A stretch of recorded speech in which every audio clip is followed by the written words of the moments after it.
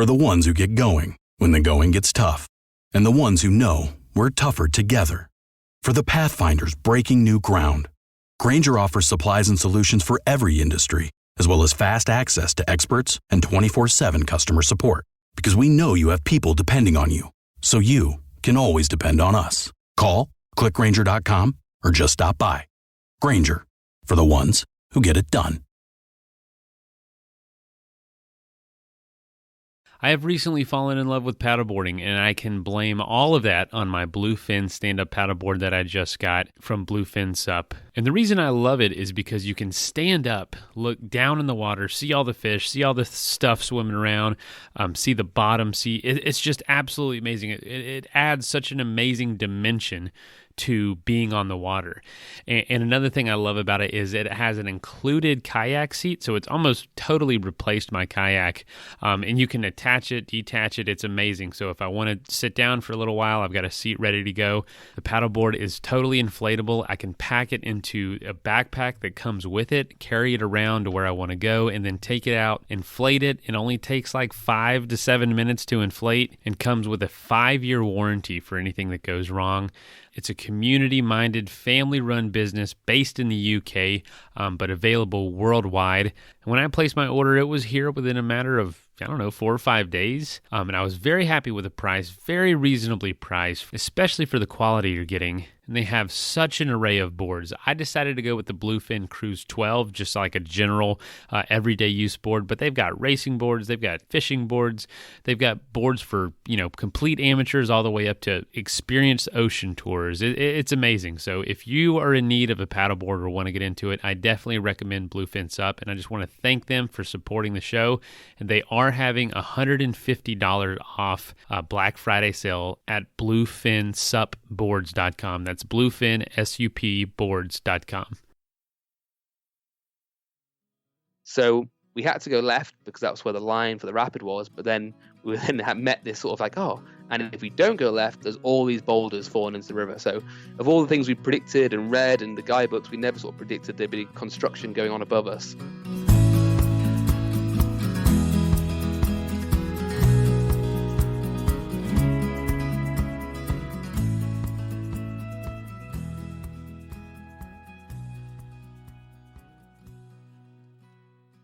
Hey folks, welcome to the Adventure Sports Podcast. You probably noticed we didn't post any episode on Monday, and frankly, I just needed a break. I'd been going like crazy for the last few months, actually maybe years now. Gosh, when is it going to slow down? I don't know if it ever will, but especially last weekend I was pretty busy. I was out at Oceanside, California with Athletic Brewing doing the Ironman.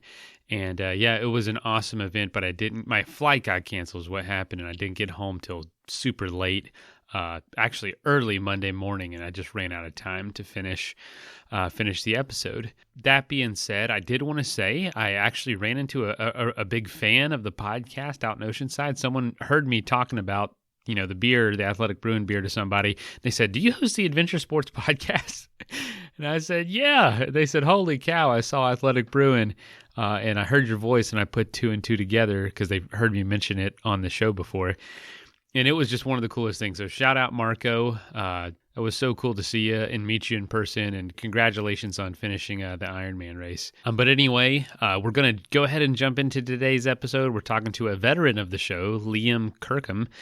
This is an episode from a couple years ago. Liam is such a great storyteller, makes me want to paddleboard all over Nepal. You don't hear about this a lot in Nepal. You hear mostly about mountaineering, of course. The mountains are what draw people, but they have some amazing rivers and amazing jungle areas and just so much more than just the mountains too. So obviously, this show is in conjunction with our new sponsor, which is Bluefin Paddleboards, or Bluefin Sup, which stands for Stand Up Paddleboard.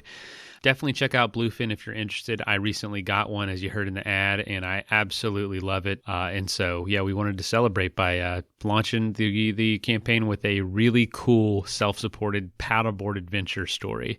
So without further ado, let's go ahead and get into Liam's story.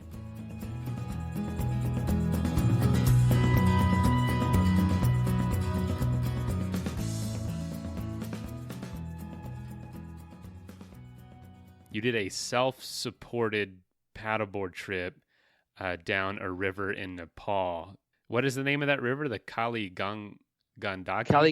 Kaligandaki. That was it. So I did the lower Kaligandaki. And where is that in Nepal? Oh, never eat shredded wheat. West. It's West Nepal. So sort of west of Kathmandu. Okay. So I've got to do that every time. What's that? Remind myself which is east and west. So like, which way was that? I like that. So I've never heard that. Never eat shredded wheat. Yeah, it's a cereal. So that and naughty elephant squirt water. I've got to remember which way around it goes. Oh my gosh, man, that's hilarious. I like that. It doesn't sound very outdoorsy, does it? Hey, man, I don't know. That sounds something like something from the Boy Scouts or something. Exactly. Yeah. So yeah, man. So when did you do this? I did it this April, just gone. Oh my gosh, you just got back from this. Yeah. How was it? It was great. It was an absolute blast. It was kind of different to do a paddleboard. Like, yeah, I've never done a paddleboard. I've done one overnighter on a paddleboard, but never done a multi-day. And I went with a friend who'd never done any paddleboarding or any sort of kayaking or kayak camping or river trips before. So it was a real kind of change. Hey, sounds perfect then. Yeah, exactly. So yeah, man, tell us, how just give us the idea of like where did this idea for the trip come from, and then we'll get into kind of some of the differences with paddleboarding versus kayaking, because I know you're an instructor and really experienced in the kayak. Yeah. This trip came from the sort of failure of an old trip. So I knew that I was going to have a baby and time would be tight. And so I had a load of people telling me that my wings were going to be clipped and I wouldn't have time for anything fun. So I had that and I was like, right, well, I'm gonna prove them wrong. And so I had this idea to paddleboard like a huge, like, again, not like very wild, but paddleboard a huge section of the River Thames in England from like all the way across sort of England, really, a huge trip on that.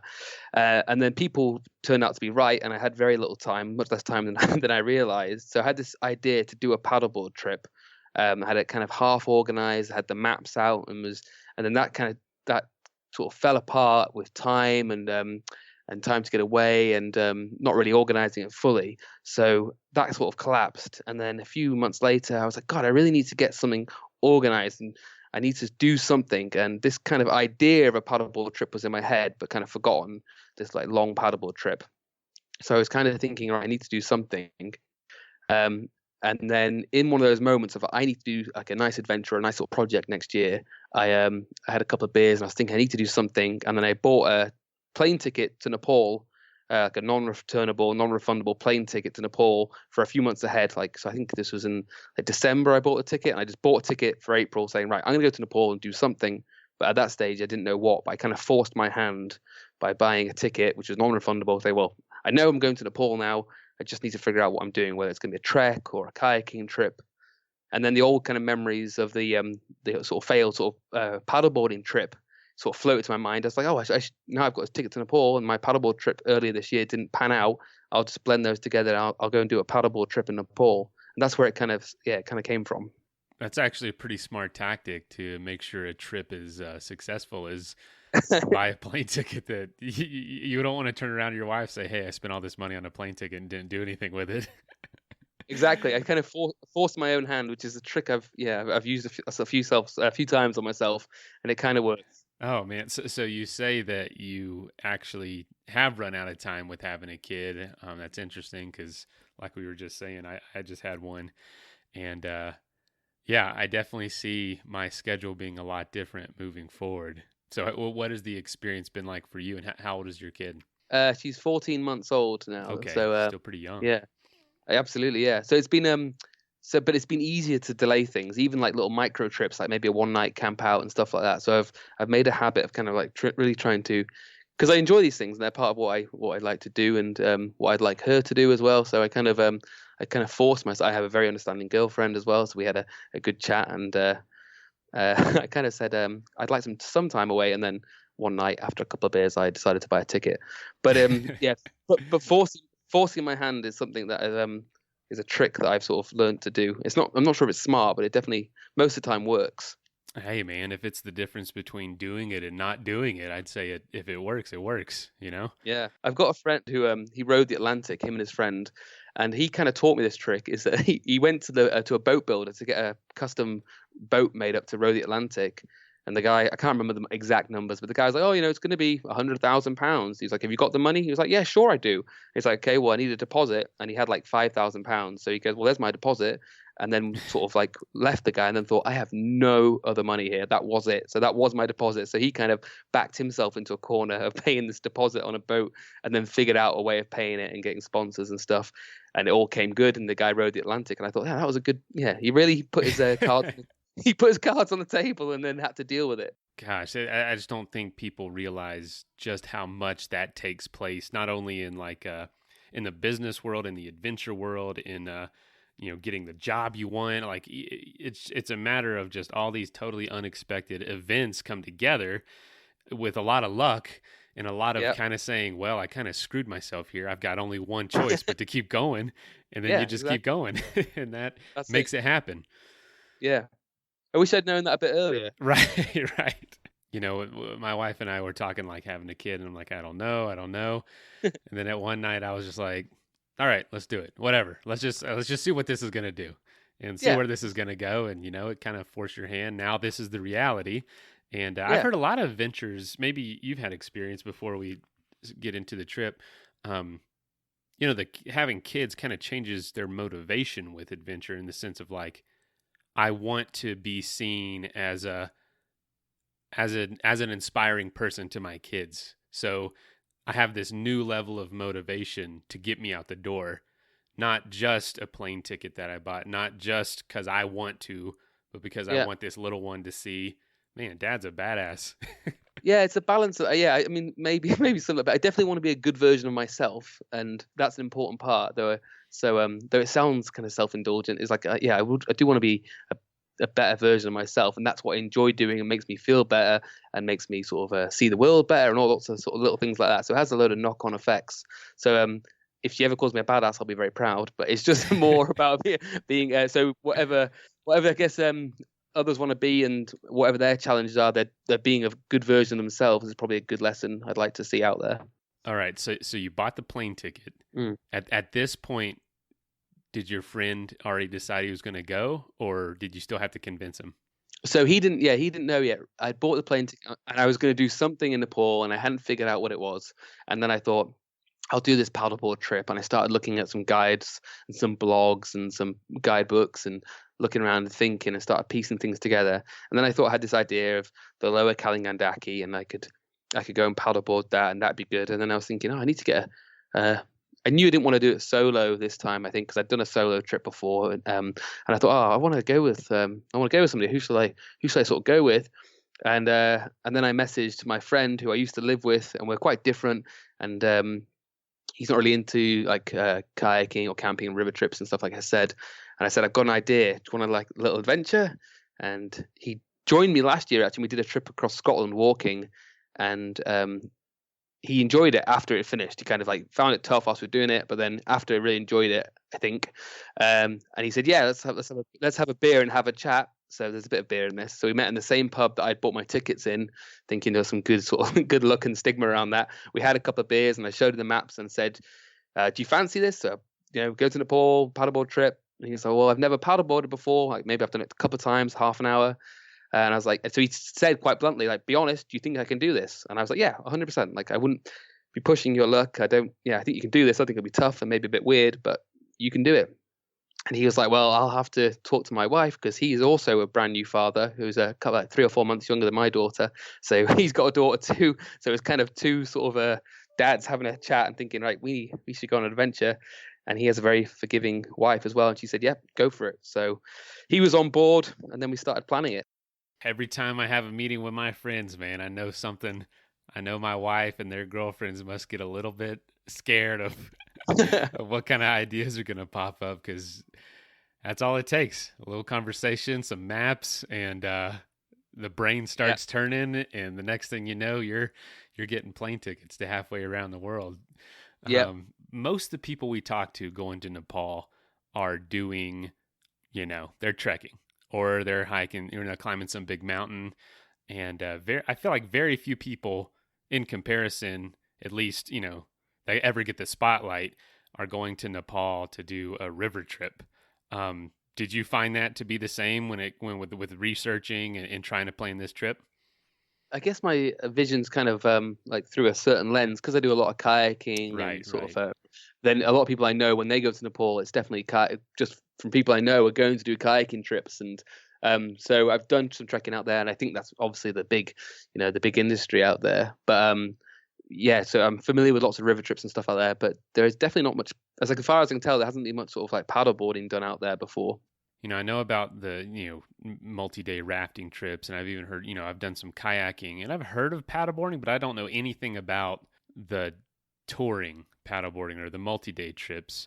And for you, I assume it was inflatable and you just brought your own, or did you rent something there? How did that work?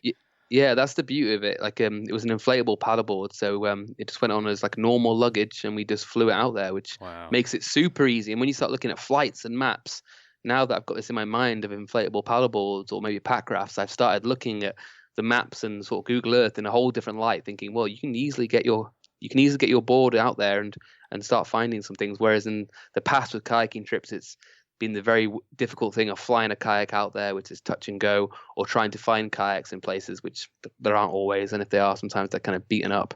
So having a board that you can fly with makes it super easy.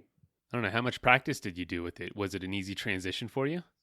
So I've been doing it a little bit recently, but I was a kind of convert to it because, in fact, so I work in a kayak shop teaching kayaking and I guide kayaking.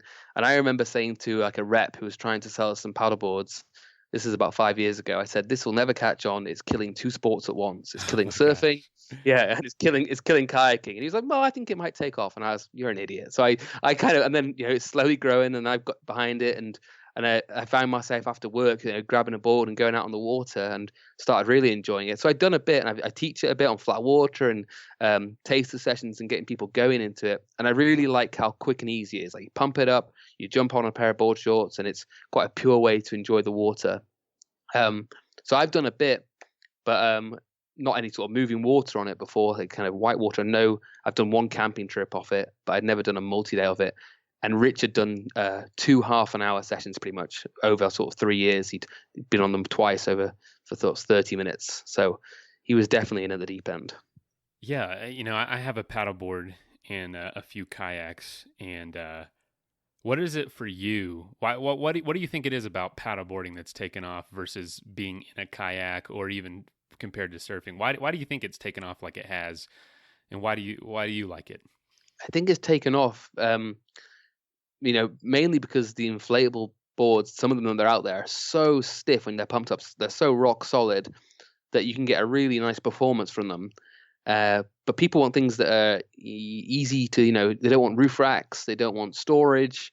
They want to be able to have something in the garage which is taking up a little bit of space that they can pump it up every now and then and go, oh, I'm going to go out tonight. It's easy to get started in. It doesn't require lots of sort of thinking about roof racks and storage. And even for kayaking, that one of the things that stops people getting so far in kayaking is like, oh, what about the Eskimo roll and stuff like that? But the idea of just falling off the board and climbing back on and figuring it out is kind of appealing for a lot of people. They can get started pretty quick.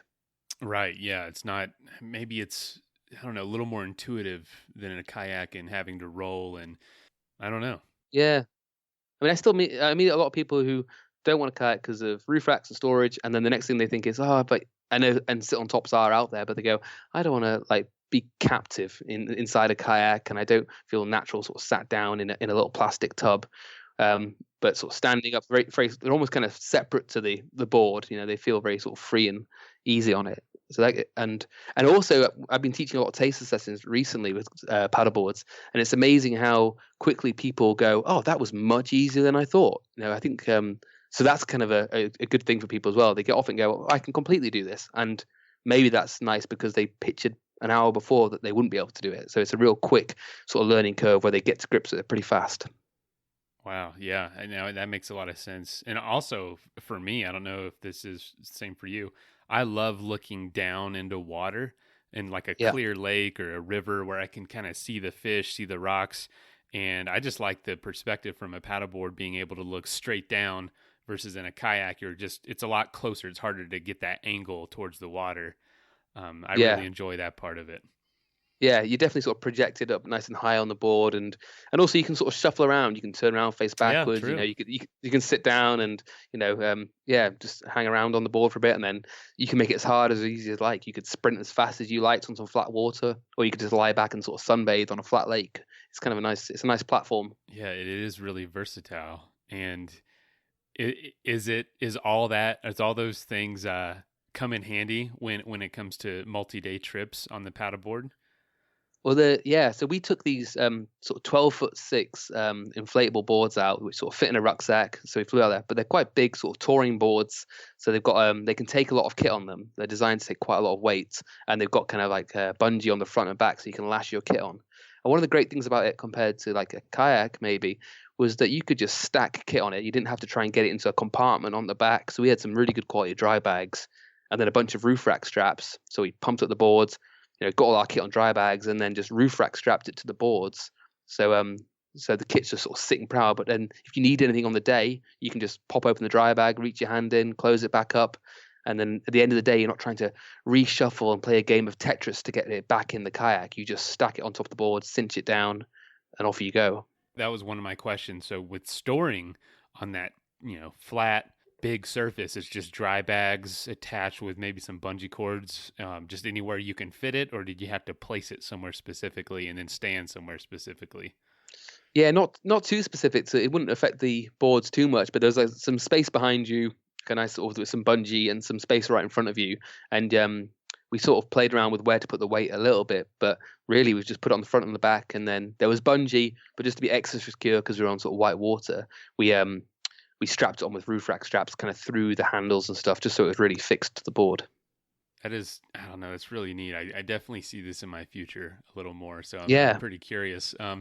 So the only like multi-day kayaking or paddleboarding, actually no paddleboarding multi-day, but the only multi-day kayaking I've done has been in Florida. I don't know if you're familiar with Florida, but it's our rivers in Florida are like pretty much 100-mile skinny lakes. You know what I mean? They're really flat, really calm, almost Yeah. hardly no movement of the water, but they're like 100 yards wide and 100 miles long.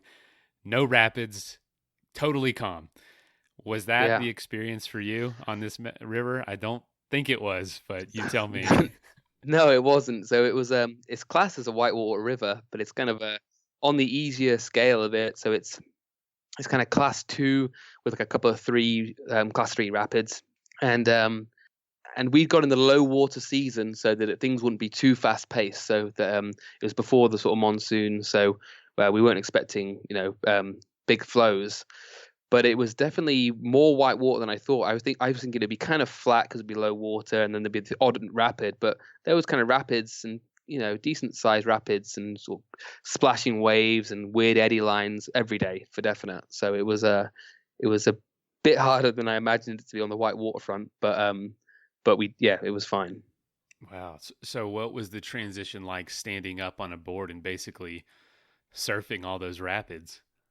Well, we'd been a little bit maybe smart about it a bit. So what we'd done is we'd brought our boards, we strapped our gear on, but then we both brought 2-piece like kayak paddles, which we had on the bungee on the front, because we'd gone out the week before we left to have a go on some moving water and kind of fell off a lot. And I was so used to being all over wherever I wanted on the river, so sort of comfortable in a kayak.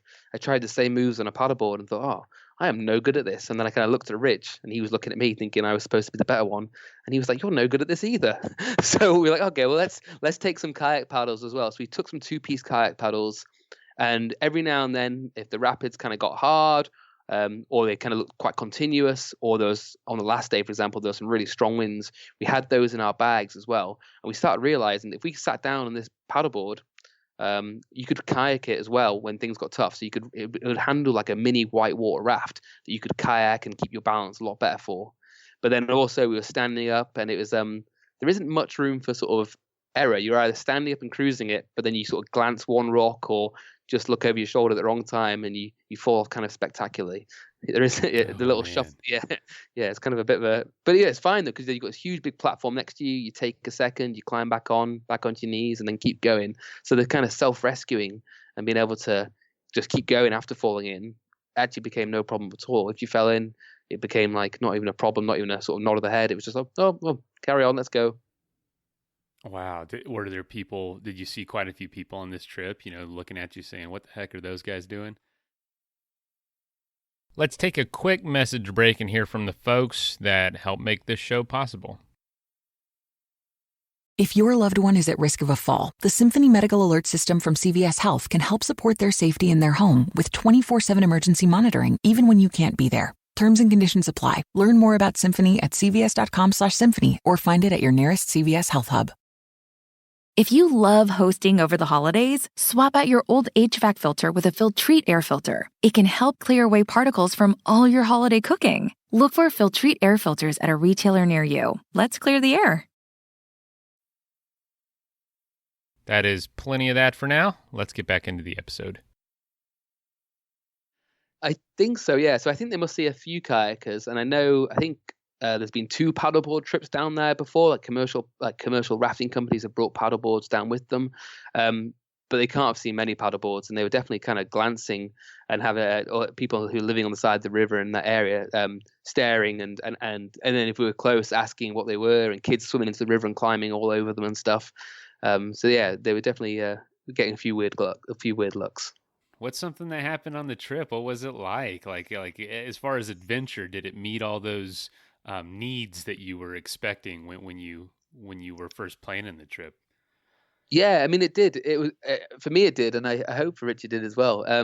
But I've obviously, because this was so new for him, I think maybe everything felt like it was his first time to Nepal, first time river trip. So he was definitely having. He was the sort of bigger man than me and taking a much bigger challenge. So it all felt new to him, and he was so good with just saying like, "Oh, I don't know about this, so show me this." And there's loads of things like we're gonna go biking next year, and he's definitely into his biking, and I'm gonna be following him as much as I can.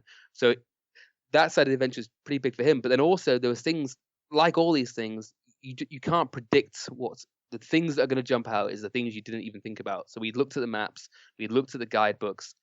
But like the first thing, for example, is we had an internal flight with the boards, and we got to sort of a town, and we got a taxi to the river, and we're pumping up the boards on the side of the river, and then there's this rapid there which we weren't really expecting, and it's quite a decent size, and especially as we're just starting, and I was thinking we'd have hopefully a bit of an easy start, but you could see a line to get all the way to the river left, and it'd be fine, and there was a kind of big flat bit on the right, but let's just keep going left. And it looked fine. We might fall in, but no problem. And as we're looking at it, in the sort of flat bit on the right, these huge, massive boulders were landing. We thought, what's going on there? So we looked up above the cliff, and a couple 100 foot above the cliff, they're trying to dig out a road, and they're just throwing these massive boulders into the river, like just launching them down the sides, clearing the road, pushing stuff in. So we had to go left because that's where the line for the rapid was. But then we then had met this sort of like, oh, and if we don't go left, there's all these boulders falling into the river. So of all the things we predicted and read in the guidebooks, we never sort of predicted there'd be construction going on above us. And the sort of dangerous part wouldn't be the rapids or the weather or the animals or whatever. It'd just be this construction on the very first rapid. So that was kind of a curveball right at the start. How did it go? Yeah, it went fine. We got past it, but it did start. It was the first the first nervy part was almost immediately, and it was something we just couldn't have predicted. And there was loads of space, but it was one of those things that it's going to go really, really well, but let's not go over there. So it was that kind of first bit of tension. But and then we started paddleboarding, and it was great. A few things that sort of changed, which I hadn't really thought about before, is when I've been on kayaking trips in Nepal before, and I've guided out there with raft trips. We've had a lot of people with us, so it's been a kind of a biggish group, and we've had a lot of like Nepali guides and Nepali rafters with us. And I never really sort of thought about how important they had been on the riverbank. So when we'd got to a riverbank to set up on previous trips, if people would come up and sort of show interest in our kit and interest in what we were doing, we had a sort of people that could speak the language with us, and sort of maybe, if they were getting overly inquisitive or kind of encroaching on the space a little bit, then they'd be like, oh, give these guys some space. They're setting up their tents and stuff. But we had nobody, so it was just us two on there. And one of the things that kind of, I should say right from the off, everyone we met was great, but it did feel a little bit exposed being these two guys on a river, and we sort of pull up on a quiet beach, and then within a few minutes there'd be a sort of swarm of people sort of talking to us, like looking at our paddleboards, asking if they could hold our paddles, and asking how much the paddleboards were and stuff like that. And it was like, we're very out here with out here in the wild, and there's people sort of joining us at our camp, and it felt a little bit, my own reasons, a little bit exposed. Of like, oh, if someone wanted to, for example, take this paddleboard right now, they could do.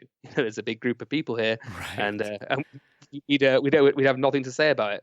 But I should say, I mean, this happened a few times, and everyone was super good, and everyone we met was lovely. They were just super interested in what we were doing and our kit and how it was going. So was there ever an experience that caused you concern in regards to people? Looking back on it, there wasn't, but it was tense, and I was overthinking things when it did happen. So we got to one beach one night, and we're just sort of like, oh, this is a pretty quiet beach, and there's little towns and lights in the sort of in the jungle on the side, sort of lighting up, so you can sort of see the civilization around. But this is a pretty quiet beach. We're getting here pretty late. We didn't have our torches on, so we've got a quiet little spot here. We'll just sort of set up. So we put our torches on there and a little red light. We were just setting up our ground mats on our sleeping bags. Then we sort of hear this, hiya. I was like, oh, and there's a guy who's joined us in our camp, and his name was Dev. He turned out to be like a 16-year-old kid, and he was just fascinated with what we were doing. So he was like touching our paddleboards, and we're like, oh yeah, this is a paddleboard. And he's kind of speaking to us in broken English, and he's like, oh, have you got a mobile phone charger? And I'm like, no. He's like, oh, I really need one. I'm like, I'm not your man right now. And then he's sort of talking to some more, and then we're like, okay, lovely meeting you. We're gonna sort of head to bed. He's like, oh yeah, okay. So then we get into our thermarests, and we haven't got our tents. We're just sleeping out under the stars, and we sort of get into our sleeping bags. Oh, okay, night, mate. And he's like, oh yeah, night. And then he sort of sits down next to us. We're in our sleeping bags, and then so we've got our beanies on. We're reading our Kindles. And he sat next to us staring. I'm like, is he gonna sleep here? And then it's like, okay. And there was a lot of this like, see you later. And he finally went, oh yeah, see you later. And he left. But for a while I was like, oh, is this guy just gonna sleep next to us all night, or is he gonna sort of look at our kit when we go to sleep? But that was my own problem. He didn't at all. He was just interested. And then as we made it really clear we were going to bed, he just kind of wandered off back to home. So yeah, nothing ever happened. I mean, even more so, people were incredibly kind. We went to another camp much further on. It's this beautiful gorge, and we definitely didn't see anyone. We thought we were really alone. And we sort of settled there, and we got our kit spread out, so we're drying tents and expensive tops and stuff like that.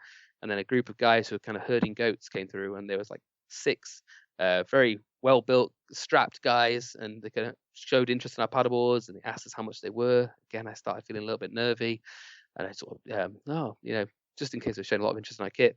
And then just before he goes, do you guys need a cigarette? And we're like, oh no, we're good. He goes, okay, and he leaves. So again, everyone was good as gold, but I definitely felt like, oh, I wish I could speak the language a little bit better, or have a better communication. But everyone was really good.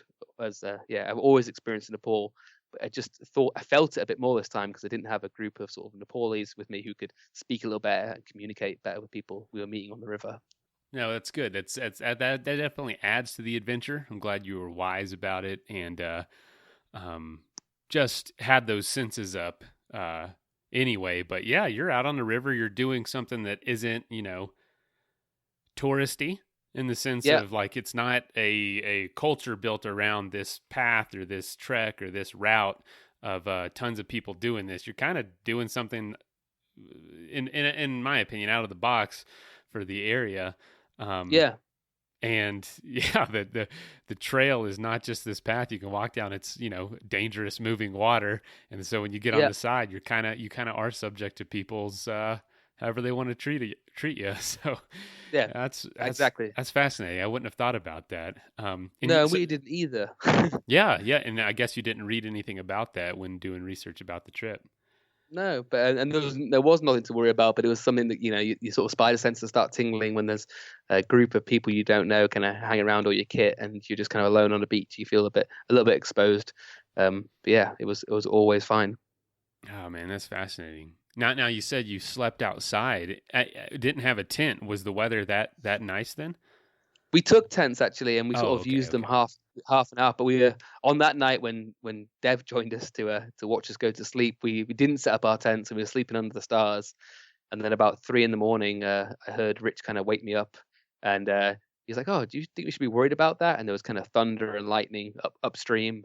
And I was like, no, I think we'll be okay. And then about half an hour later, it started kicking it down, and it was raining and thundering and lightning. So we kind of as quickly as we could, popped up our tents, threw our stuff in, tied our paddleboards to some trees and stuff, and because it's getting a bit windy, and kind of hid out from the storm. So there was actually rain a few nights and some storms and some electrical storms. But so sometimes we slept out and sometimes we used the tent.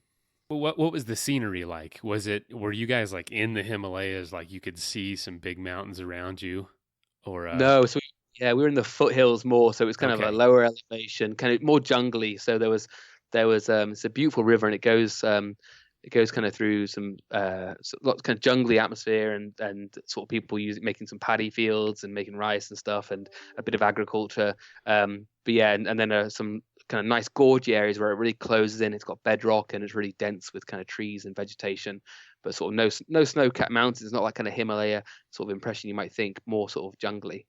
I guess I was looking at the river. It goes pretty far into the mountains, of course. So I was curious to know which part of it you were doing.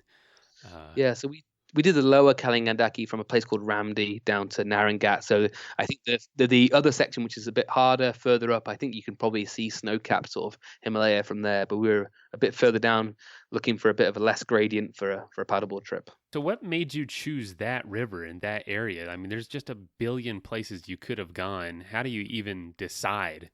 You know what I'm saying? There's a lot to choose from. Yeah, so I decided on Nepal when I bought a ticket because I'd been there before. I knew there could be a great trek there. I mean, it is a country which is just full of places to have an adventure, whether it's Exactly. trekking or kayaking or rafting. So when I bought the ticket, I knew there'd be something good there.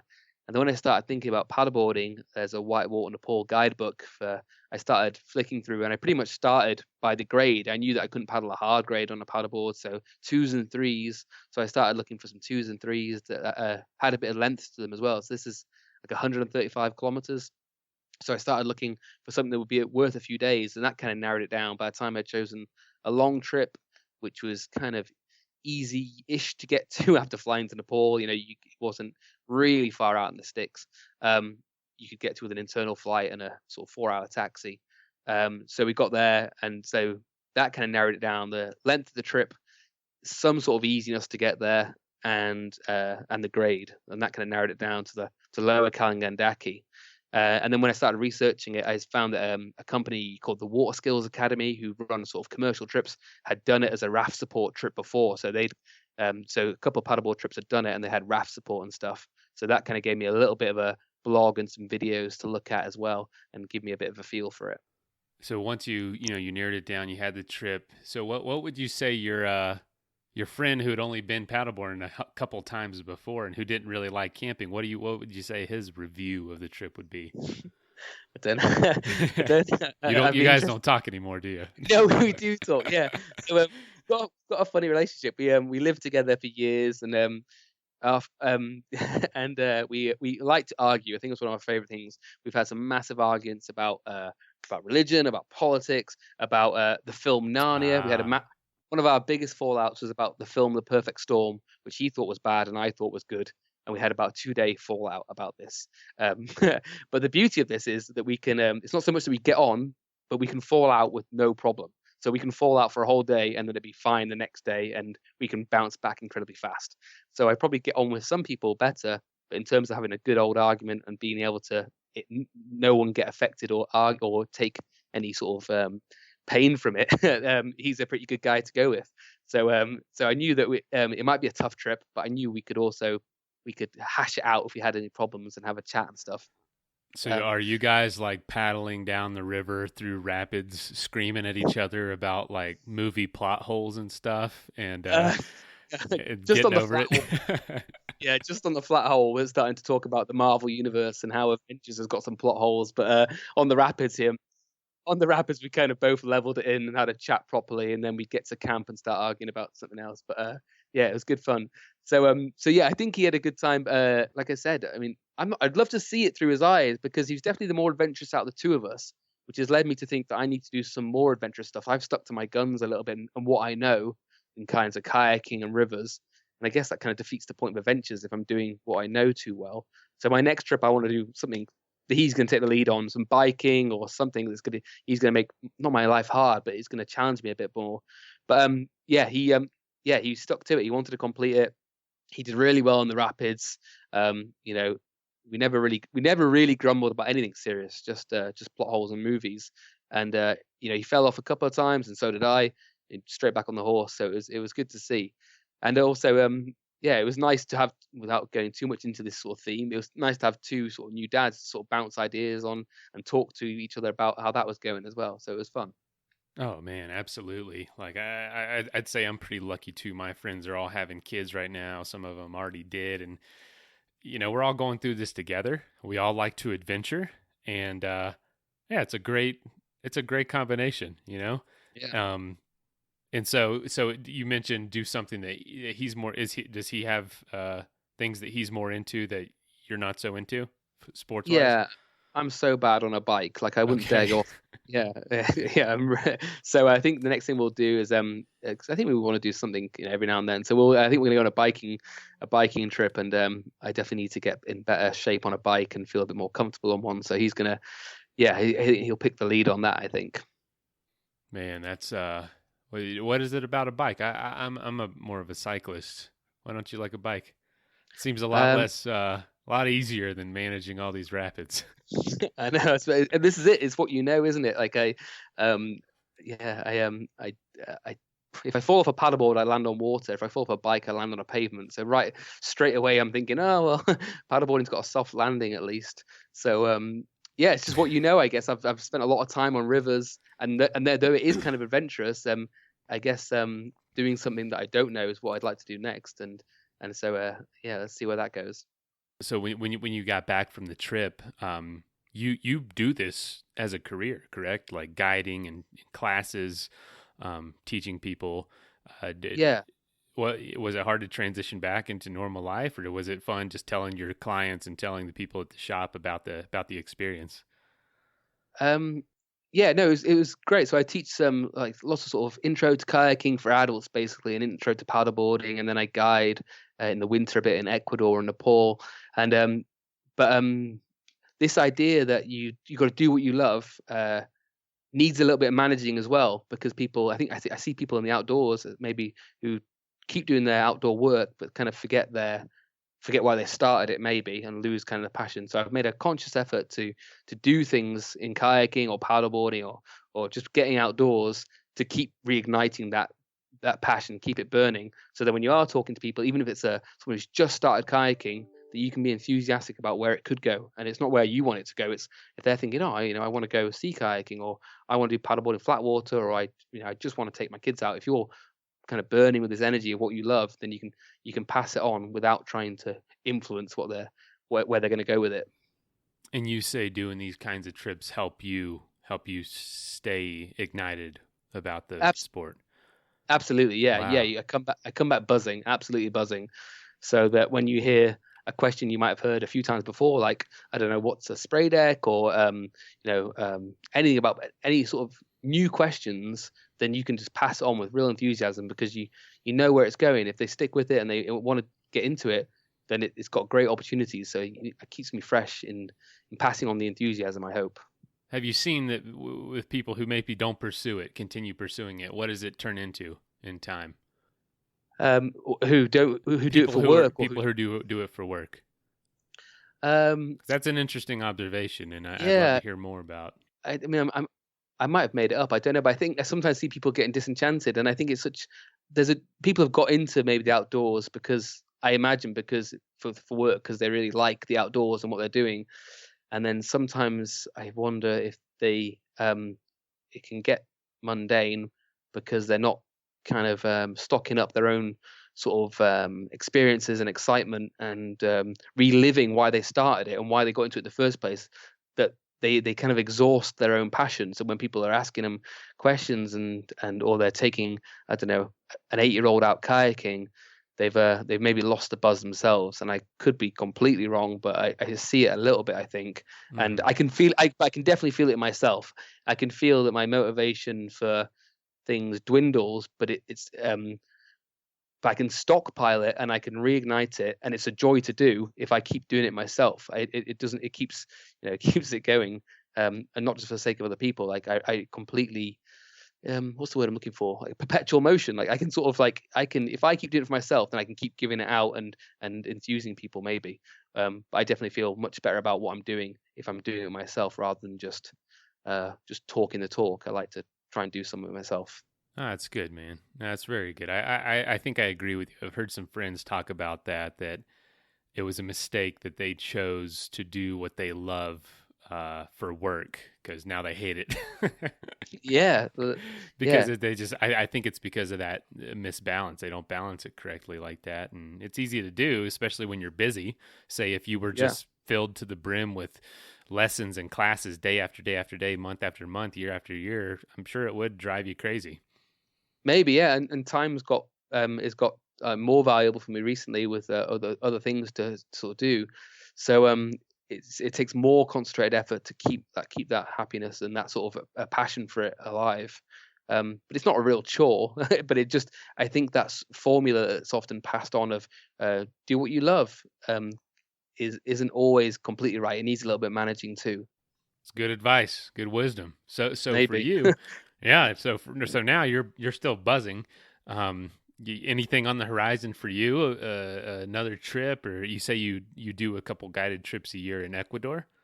Yeah, so in January, I'll go off to Ecuador for a month and spend a month out there guiding for a company called Small World Adventures, and they guide. They sort of do 7-day trips out there. So we get people who come for a week of kayaking and want to see 7 great rivers in 7 days, and we show them some great rivers and have a good time. So I'll have that in January, and then I'm gonna do. I think I'm gonna do a bike trip with Rich. We'll have to get our finger out and sort of book a plane ticket or buy an expensive bike or or commit in some way that this is going to happen. Maybe just put a note in the calendar and get it finalized. But I'd like to do a bike trip, something that's going to make me feel a little bit more nervous. Oh man, any idea where that might be? I think it's going to have to be long, like a long trip, but Okay. flat. I can't be bothered with the hills. I'm not interested in going uphill. Come on, man. Those are the most fun. No, What? that's why I got into whitewater. Gravity's going that way. So I think yeah, I'd like a long trip and maybe just living off a bike for a couple of weeks. And again, maybe not hard, just a new country, a new place. I don't think I don't think I can even change a bike tire. So I need to figure out how to do that. Like I'm really impractical. So I need to. So and that's part of it. That's what I've started to recognize is that learning curve, whatever it is. Like I'm quite good at kayaking or maybe paddleboarding. I'm okay at it, but I need to sort of expand that and try some other bits because that's where the real sort of little treats and joys are found when you're pushing yourself in a different way.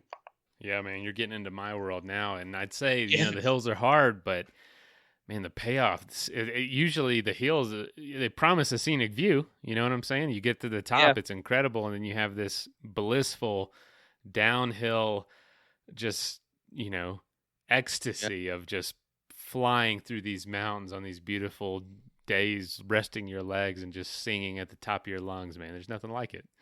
Yeah, so I can feel that now. Like I wouldn't, if you told me that last year, I would have thought that's nonsense. But now, I've started looking into biking, and I've been on my bike a bit more recently. I'm like, oh yeah, that does start to appeal. So maybe it's slowly starting to grow on me. So it's you got to start somewhere, I guess. Yeah, that's it. Yeah. You got to start.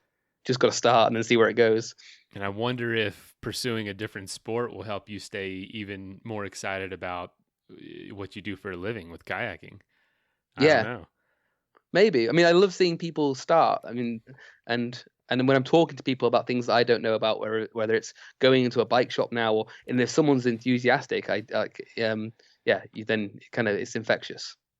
Yeah, no, I get it. I also do a lot of backpacking for folks, and I think it just gets exhausting after you answer the same mundane question 50 times, Yeah, especially when it seems so incredibly basic to you, to the point where it's like, does anyone really need to ask this question? Like, what kind of shoes am I supposed to wear? I just feel like that's intuitive, but it really isn't. And no, 5 years yeah, ago, I didn't know that. It's just so far behind me now. But when you pursue a new sport like you're doing with biking, not necessarily new, but maybe doing something new with the sport, a long distance trip, you're going to be asking some really just honestly dumb questions. You're going to be asking yeah. dumb, basic, not dumb questions, but just basic questions that an 8-year-old would ask. And then you know exactly how the customers feel when they walk into your shop now.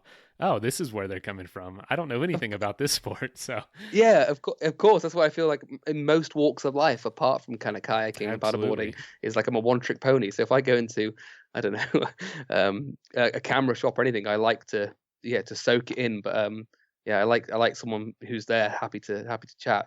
You just don't know what you don't know. That's it. So, but I'm kind of more excited about finding that a little bit, and especially watching Rich just absolutely, like, he hadn't done it before, and he paddleboarded 135 kilometers and camped off a paddleboard, and learnt things alongside me as I was learning for the first time, as we learnt how to strap the board on, or or what was the best way to carry these boards fully loaded, or how to get one of these on a plane, and then when we finished, we flagged a tuk-tuk and deflated our boards and got them on, things that we hadn't even figured out. But then he knows that better than no one can tell him how to do that now, because he's completely learnt that through doing it. And in a year's time, if I do a bike trip, or maybe I'll do something, then I will know that information just from absorbing it from other people, but then actually just getting started and making mistakes and asking the dumb questions and doing it. That is true adventure. Just exploring uncharted territory for yourself, Yeah.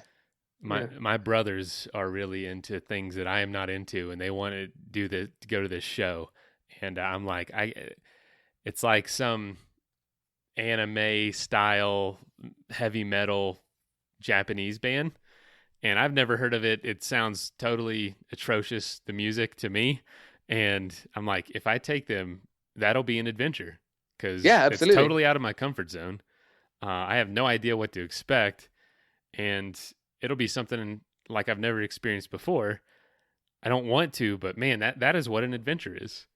Yeah, that's it. And I've fallen into the trap of doing adventure. Maybe they might seem adventurous, but I'm a bit familiar with them, so maybe they're not. I should go to, like, I don't know, a knitting class and just be absolutely terrified, or whatever. But something a bit fresher and a bit newer that sort of challenges me. Yeah, I encourage you, man. I definitely encourage it. That's funny. And I was going to ask, in Ecuador, you guys go see any waterfalls or anything?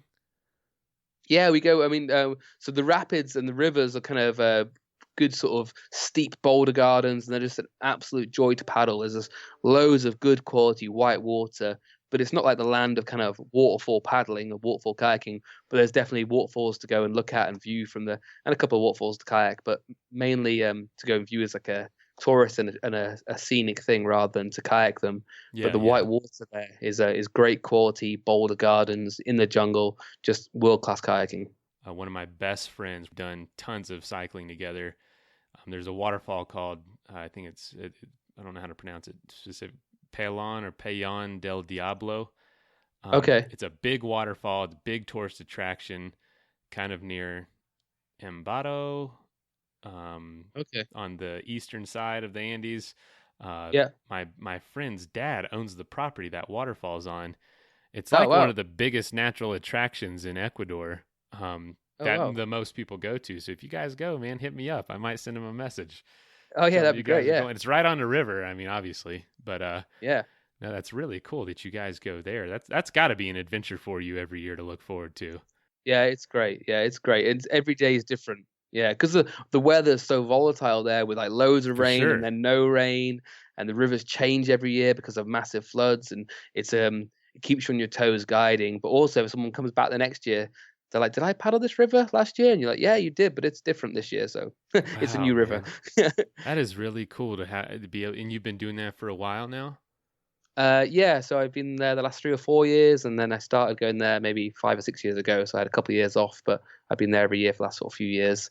This year I just did a few weeks, and then this year I'm going to do a month. But before the little baby came, I was there for sort of 4 months for the season and stuff. Man, that's a cool thing to be able to look forward to. Holy cow! Yeah, it's great. The world to kayak with people. Yeah, but it's just great. People like showing people, like people are buzzing after a day. They get off the plane, mainly from America, and the next day they're paddling like a world-class river, and you can find a good river the next day because there's so many in the area. So the next day they're just grinning even more, and that's the fun of it. Man, that's fantastic. So cool, man. Well, what a neat trip. Way to go with making it happen, buying the ticket, and just forcing your hand. And congrats to your friend for taking a real leap, both of you as new dads, and I hope your kids grow up and say, dang, I want to be like my dad. Yeah, maybe, but yeah, it was great, and it was great to do it with him. And I'm looking back on it now after it's all done and dusted. It was, I had sort of maps on my tables for weeks and stuff. It's great when it all comes together, and the highs seem extra high looking back on them now. That's another thing. Sometimes the preparation and the maps on the table that's a longer process than being out there itself. So that's so much of the fun to me, is all the research, all the Google images and street views and research is that's an adventure in itself. And that is, that's where that sort of like deeper level of enjoyment comes from, I think. Like, and you probably get it, and everyone listening probably gets it, that in fact you own the information, you found out for yourself, you've taken the time to look into everything, and then when that information comes into hand later and you're using it to have a good trip, that's why these trips are so good. They're not 10 days of trips, they're months and weeks and days or whatever of the prep before as well, which you get to then reap the reward of your kind of organization or lack of organization. Right. You get to see really how well you did. And that's the thing, man, is like, these trips they might be a month, they might be a week. A lot of times the prep can be a year or more, or 6 months. Very typically it's months, when the trip itself is only a week. I mean, look at an Ironman or any sort of triathlon. You train for 4, 5, 6 months to do a day event. It's really, the adventure is in that preparation. And this trip came off the back of a failed trip, and I've had lots of ones that don't get off the ground. Like this trip came out of the architecture of me trying to do a paddleboard trip in London. So by then I was figuring out how to pack my board, how to carry loads of stuff on it, and how far I could go each day. And though that trip kind of crumbled and didn't come to be, it doesn't really matter too much, because out of that became, so it's just because you can't, out of that became a much sort of maybe more adventurous, kind of wilder, definitely warmer trip. So it's kind of fun. It's fun just to get started and start planning and see where it takes you, even if it does kind of fall apart, because you don't know where it's going to lead the next time. That's a good principle right there. Not many people are going to ever hear about that failed London trip. But if you would have stopped there, that's all it would be.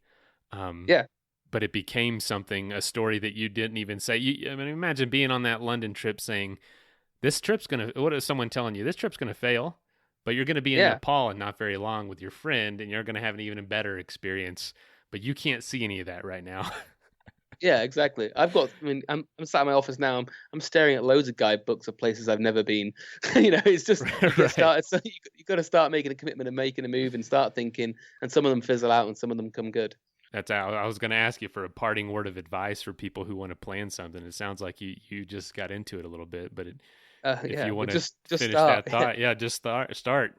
Man, so many people say that, I wish I'd heard it earlier. I wish someone had said, like, I thought when people were doing crazy adventures that they all knew what they were doing. And then looking back on it now, the real skill they've got is just adapting when they get there. And, it's loads of organizing and planning, but really it's just adapting and planning and figuring it out as it comes to, really. Truer words have never been spoken. You start taking a step and you just learn as you go.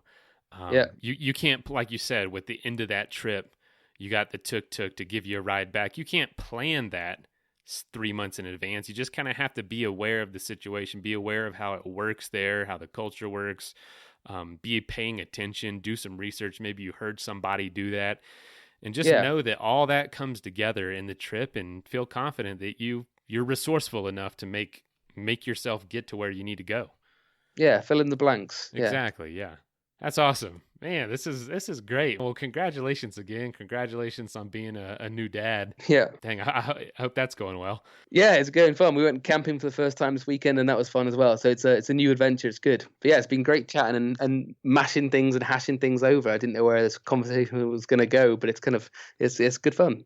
Well, thanks. Yeah, I'm not probably as structured as Kurt. I kind of just talk about whatever comes up to people. Kurt's a really good interviewer. I feel like I'm just a decent conversationalist, but not a great interviewer necessarily. But my strength is in rambling as well, so maybe we mix well. I get feedback a lot that I ramble too much, but I don't know. I have a mic. I have time, so it's gotta ramble. Yeah.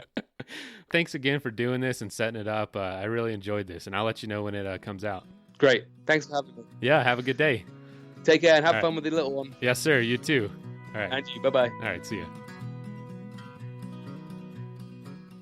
First of all, thank you so much for listening. It means the world to us that you choose to listen to the show. If you'd like to help us further, you can leave a review on iTunes, share us with your friends, your family. It goes a long way to growing the show. You can also support us financially through patreon.com/adventuresportspodcast. Link is in the show notes. And also, if you have an idea of who could be a good guest for the show, we're always looking for people to tell their story about the outdoors or adventure. So if you know someone, please reach out. Email us at info@adventuresportspodcast.com. And until then, get out there and have some fun.